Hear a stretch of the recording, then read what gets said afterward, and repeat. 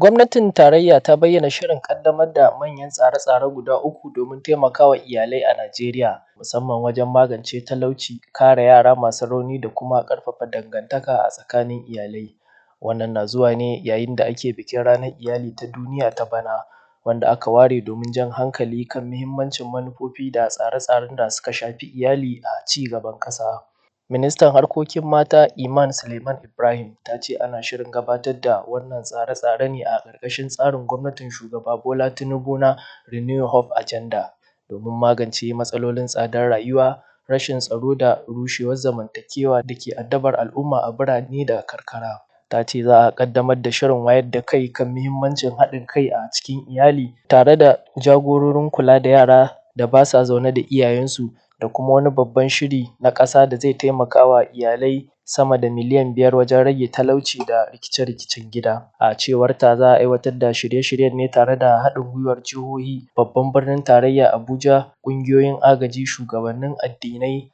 da na gargajiya. Ta ce gwamnati na kuma ci gaba da faɗaɗa shirin Nigeria for Women Program